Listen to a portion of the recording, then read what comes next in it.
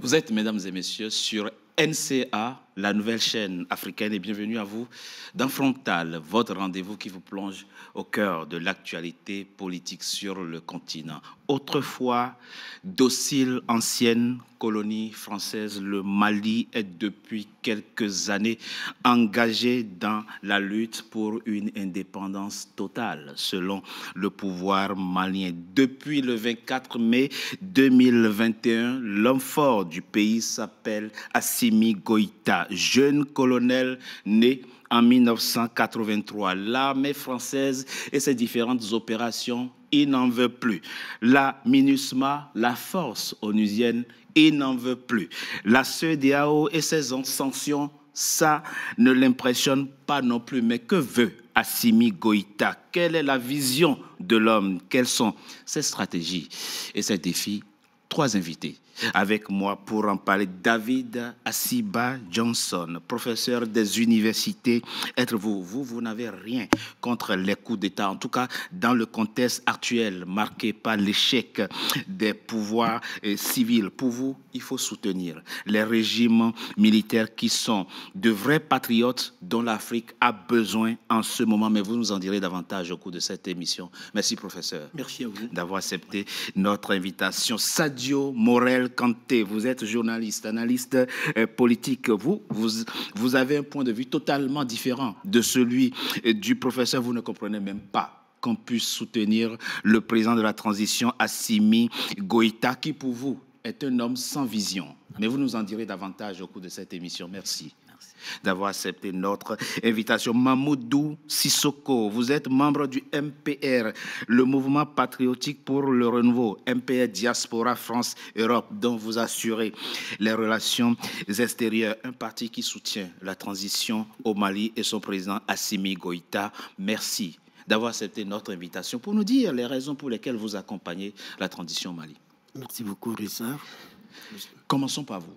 Sadio Morel Kanté, pas beaucoup de Maliens pensent comme vous. Vous pensez aujourd'hui que le président Assimi Goïta est un homme sans vision? D'abord, un mot m'a intrigué, a attiré mon attention de votre introduction, c'est le mot docile, que le Mali est autrefois docile, ne l'est plus aujourd'hui. Je vais vous rappeler que... docile, ancienne colonie française, oui. Docile, ancienne colonie française. Je vais vous dire le contraire. D'accord, dites-nous. Goïta n'a jamais été docile. Vis-à-vis de la France, je veux dire. Vis-à-vis de la France. D'accord, dites-nous. Modibo Keïta n'a jamais été docile avant même d'être président. Oh, je n'allais pas jusqu'à lui, mais allez-y. Oui, mais des prémices de ce qui arrive aujourd'hui se trouvent aussi là-bas. À cette période-là, il a même été déporté en France. Enfin, il s'est constitué prisonnier en France quand il était traqué par les Français au Mali pour se constituer prisonnier ici. Au lieu de faire 6 mois ou 18 mois, il n'a fait que 6 jours et il revient au Mali. N'oubliez pas qu'en janvier 61, le 20 janvier, date de la fête de l'armée malienne. C'est Modibo Keïta qui dit à l'armée française de dégager et implante l'armée malienne. Ah bon, je n'allais pas aussi loin. Voilà. Moi, je m'arrêtais je n'allais pas jusqu'en 1963. Mais peu importe. La souveraineté monétaire, je crois que c'est une répétition, un copier-coller de cette époque-là qui est en train de revenir, où les Maliens s'étaient sentis vraiment à peu près souverains. Parce que moi, je dirais que tous les États sont souverains. C'est des choix qu'on fait qui peuvent ne pas être appréciés par les uns ou les autres, mais la souveraineté n'est pas à discuter. Ceci dit... Je m'arrêtais à Ibeka par là-bas. Je n'allais pas aussi loin dans l'histoire, mais peu importe. Pourquoi Assimi Goïta est aujourd'hui un homme sans vision? Il est sans vision. D'abord, il est sans parole. Je m'en vais m'expliquer. S'il vous plaît. C'est par 2 fois que Assimi Goïta prête serment, les yeux dans les yeux des Maliens, pour dire qu'il ne fera que 18 mois de transition. 2 fois. Et après avoir commis un coup d'État qui est un crime imprescriptible, et après avoir plongé son pays dans des sanctions, les sanctions dans lesquelles avait servi en Gambie, où il y avait une force militaire d'attente de la CEDEAO qui avait dégagé à Djamé, qui un peu plus tôt avait rétabli au Libéria le président, c'était la même force avec la signature des États membres, des pays États membres.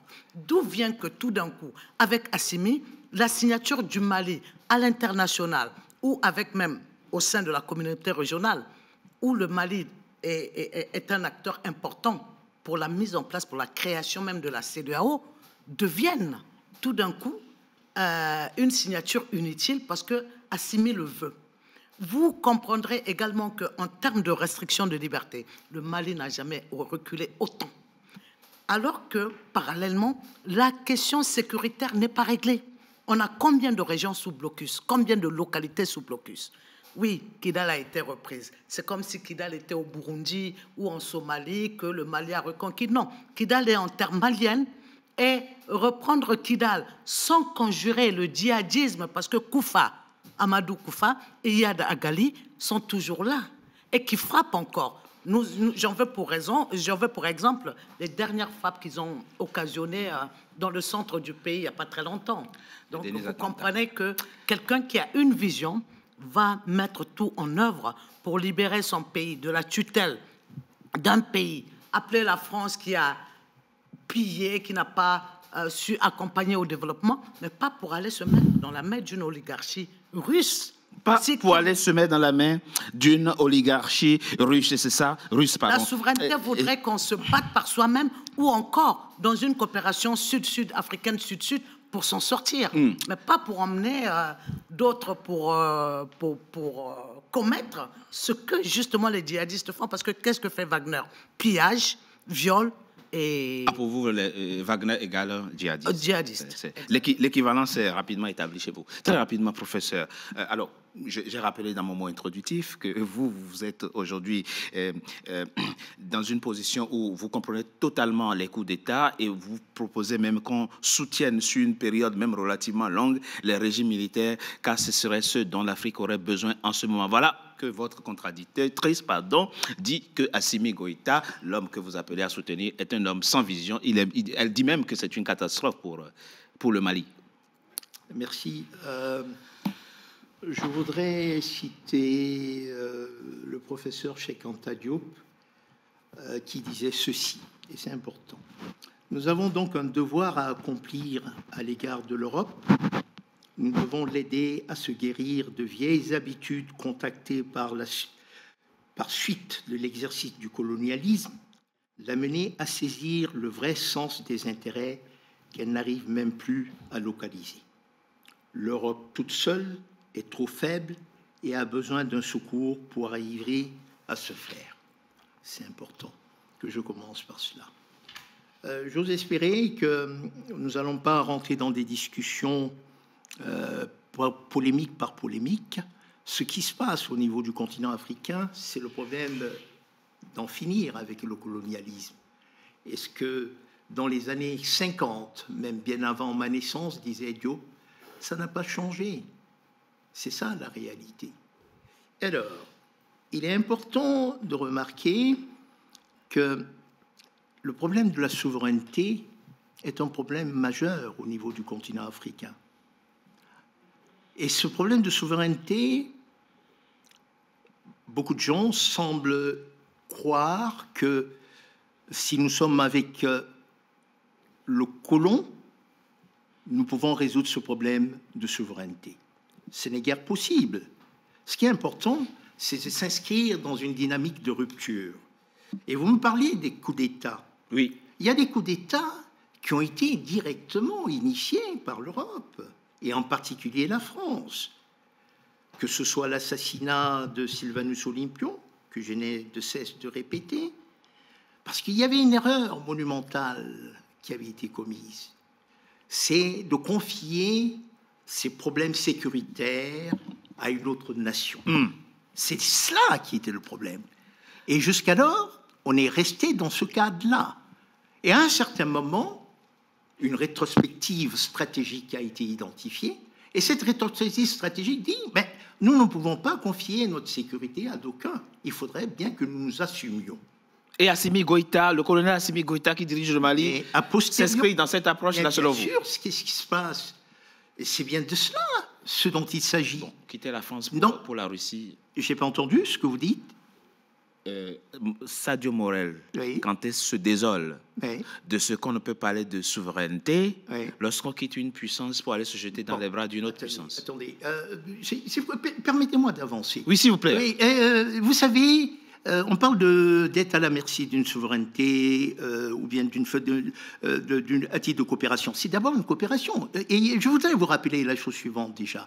C'est-à-dire, au cours de la Première Guerre mondiale, n'est-ce pas, la France a fait appel à des tirailleurs sénégalais et que, lorsqu'elle appelle Wagner des supplétifs, les Allemands appelaient justement les tirailleurs sénégalais des supplétifs.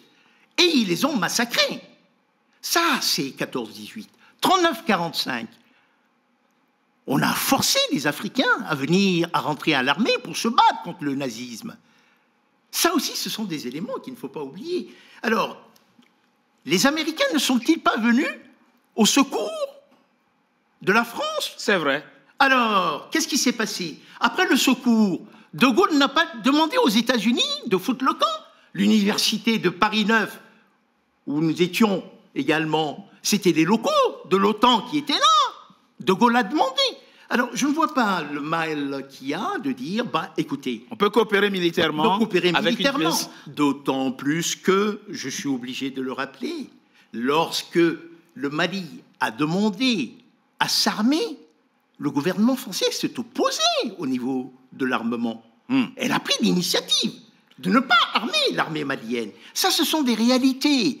Quand je dis, mais c'est pas... Vous savez, la nature a horreur du vide. Quand on dit que la France n'a pas le sens de ses propres intérêts, vous ne pouvez pas dire que vous êtes à titre de coopération et que vous avez un contrat qui est signé par rapport aux problèmes sécuritaires, et vous arrivez à un certain moment, vous dites à l'armée malienne de ne pas rentrer au niveau de Kidal. Très rapidement, oui. Professeur David Asiba Johnson, avant que je passe la parole à Mamadou Sissoko.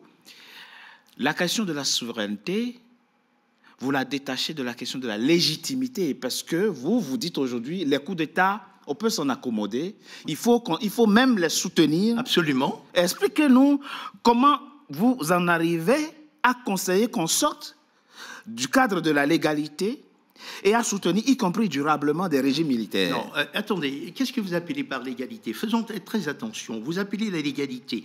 On construit une démocratie. On définit des règles démocratiques à une certaine façon.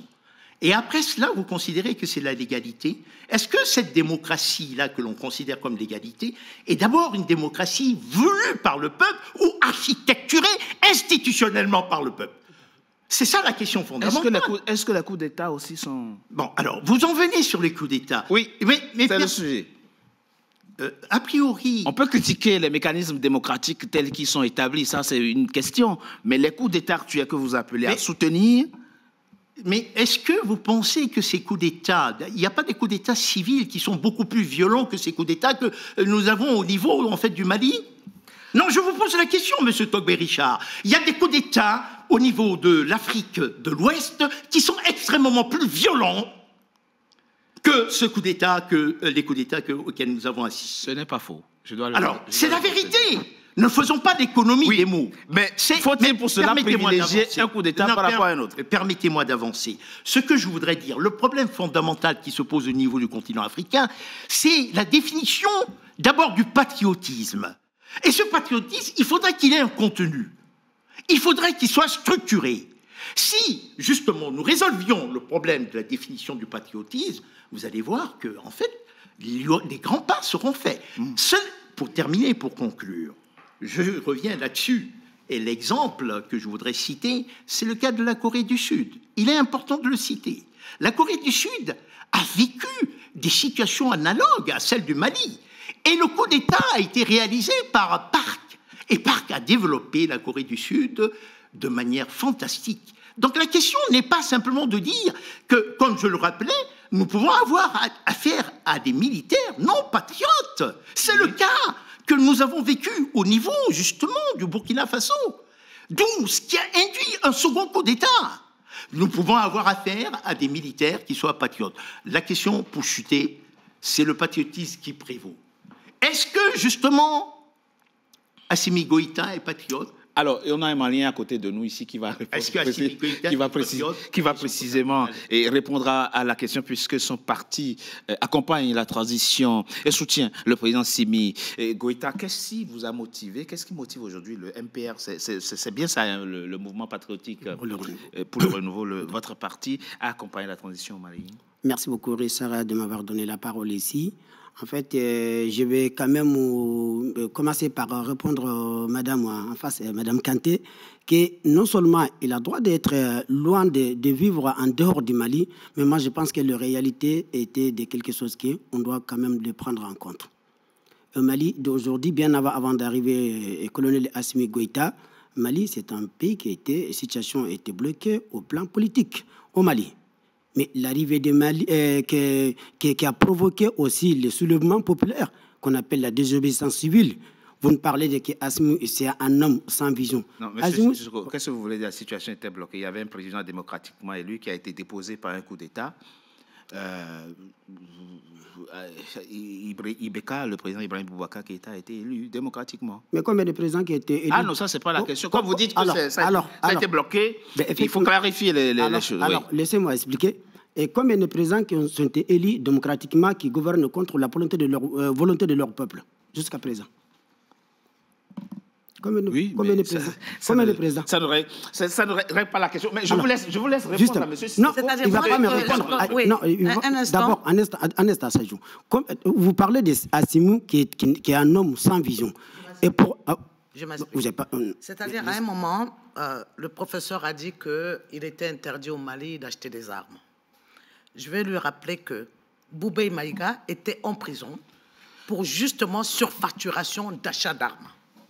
Et que le premier matériel utilisé... Ancien Premier ministre. Ancien Premier ministre, il décédait en prison sous la junte. Et que comment on appelle? C'est des armes que Ibeka avait achetées et que les premières armes, justement, venues de la Russie, sous la junte, étaient, dans le cadre de la continuité de l'État, achetées par Ibeka.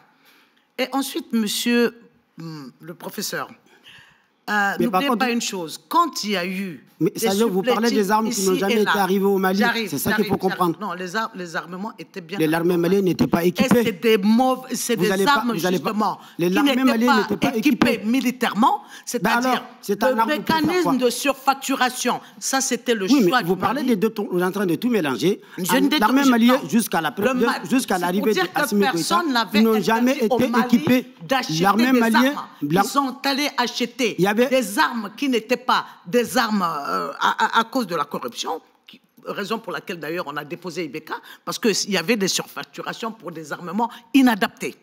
Et ensuite, je reviens toujours au professeur, je vais vous dire... C'était pas une surfacturation qui a provoqué la désobéissance. Et qu'à un moment donné, à l'avènement de Bob Denard, que les Africains, à partir de 1987, se sont dit, on convoque la Convention de Genève contre le mercenariat, contre l'utilisation de l'armée parallèle. Et qu'en 90, ils ont tous signé et ratifié. Personne ne les a obligés. Voilà pourquoi la junte malienne aujourd'hui, même comme Prigojine, quelques jours avant sa mort, dit que nous allons... Non, le ministre de la Défense russe, oui, qui quelques jours avant, après la mort de Prigojine, a dit Wagner va continuer ses actions en Somalie et au Mali. Oui, parce que sollicité par le gouvernement malien. Sollicité, justement. Mais le Mali n'accepte jamais qu'ils utilisent Wagner. Ils disent qu'ils coopèrent avec l'État russe. Or, à un moment, lorsque notre confrère Alain Foucault interviewe justement Choguel sur la question de Wagner... Le Premier ministre malien actuel. Le Premier ministre actuel du Mali, il lui dit, Wagner, il dit, nous avons une coopération avec l'État russe qui nous envoie des coopérants russes. Alain Foucault lui dit, il a dit... Des instructeurs russes. Non, je pèse bien mes mots. Il a dit qu'il nous envoie des coopérants russes. Ce à quoi Alain Foucault lui demande, avec quoi, comment payez-vous ces coopérants russes? Il a dit, sur fonds propres maliens. Or, les coopérants ne sont pas payés localement. Ils sont payés.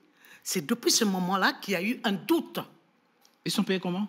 Les coopérants sont payés par le pays d'origine. Ils ne sont pas payés par le pays d'accueil.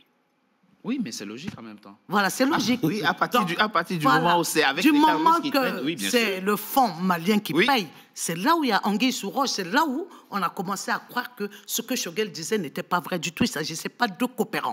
Et jusqu'à présent, le Mali n'avoue pas, alors que l'État russe, Wagner, avoue bien qu'il y a cette milice parallèle où le Mali a signé pour ne pas l'utiliser, qui est bien en sol malien.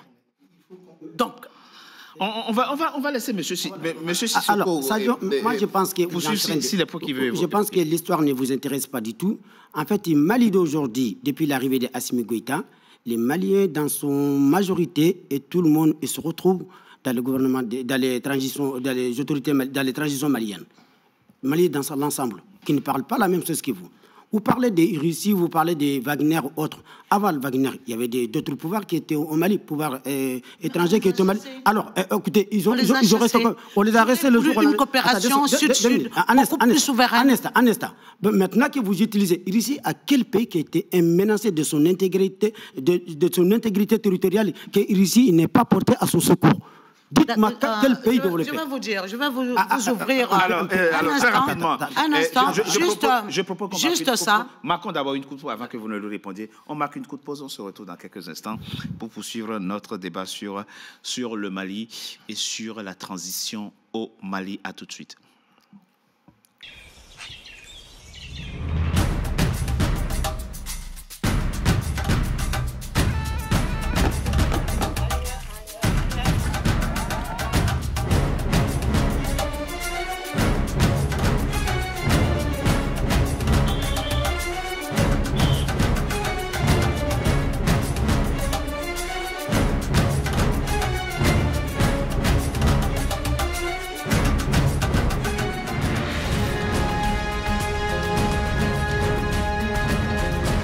NCA, la nouvelle chaîne africaine.